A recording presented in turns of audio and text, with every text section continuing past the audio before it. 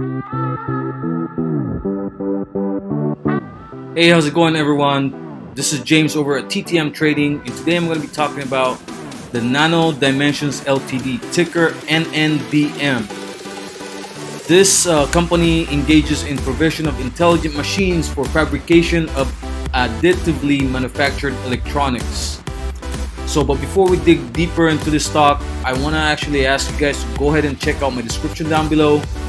Check it out. We have a Discord group. We have over 5,000 current members, and we're growing really fast. And I want you guys to actually go ahead and join us.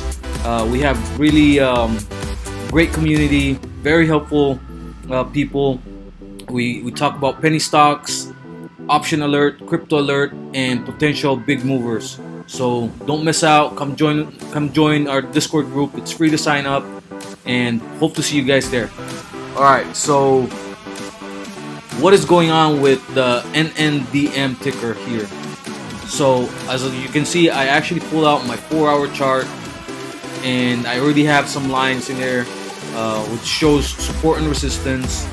So this ticker feels like it bottoms out, but it still needs confirmation. Currently it closed at 607 on Friday, and it still needs to break its first resistance and second resistance, and potentially needs to break a third resistance. Alright, so you can see right here, this first line, this one was around this level right here. As you can see, I had drawn right here. This thing needs to break somewhere around the 622 for it to actually break its first resistance.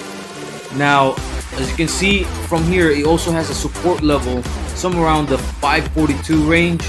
Now, if you actually want to put a stop loss on this stock, you can actually put a stop loss somewhere around the 520 if it doesn't break the low and get out from the downtrend, because currently it's still in a downtrend move.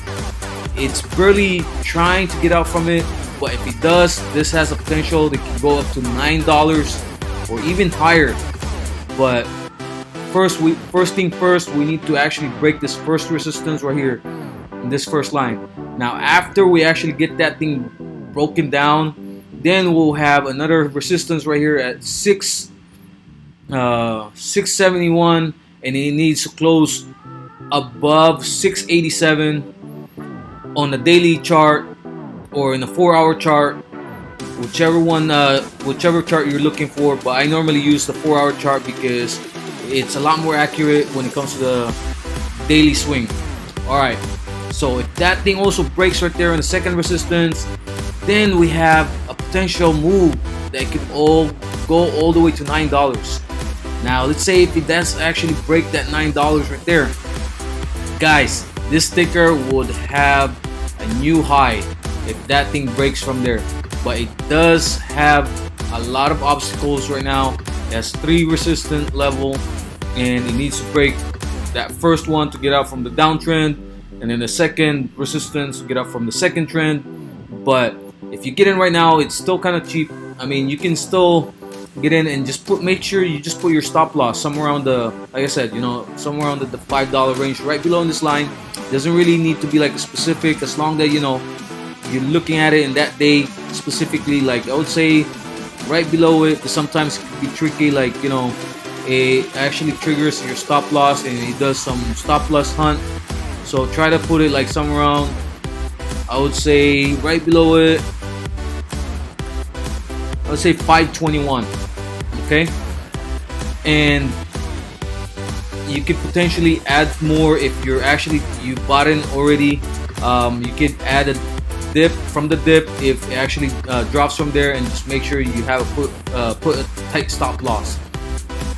And then from moving forward, like I said, the second resistance and the third resistance, if that ever breaks, this can potentially go up to more than $20, guys. I see the stock actually has a really good potential. I mean, they're doing intelligent machines fabrication. I mean, it's one of a company that you can see out there that not a lot would actually that probably doesn't even know about it, but I'm planning to actually buy in on this stock. I'm not gonna go heavy on it until it actually breaks the third resistance right here, like somewhere around the $9. But if it does break the first resistance and the second resistance, I might add more also in the 703 range. And then if it actually breaks above $9, like 970 plus, like I said, I am gonna add even more on it, because the way I trade is I don't keep on buying dips, because the dips normally dip and it just keeps on dipping. You always want to get in when it breaks resistance level. That's the best way to trade, guys. Don't miss out on an opportunity. Don't just jump into conclusions just because the stock was cheap. You want to jump into it, and that's how you get burned with a lot of stocks, and then you end up feeling like bag holding for a long time until like you feel frustrated. It's been months that the stock hasn't gone up, and then you start wandering around, and then you end up selling it because you're already tired, because there's a lot of movers out there, and you're like, man, I'm stuck with this one stock. So make sure you always diversify with your trade.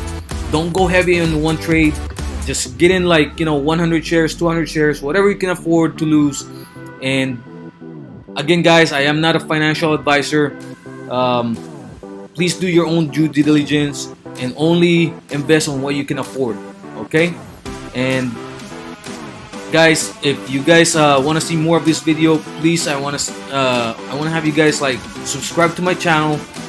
Make sure you actually hit that like button and share this video. Turn on your notification bell, so if anytime I upload a new video about any particular stock, you'll get a notification. And if you have any comments or questions, I do answer all of them, so go ahead and put your comment down below. And hope to see you again on the next video. And once again, guys, thank you for watching, and see you in the next video.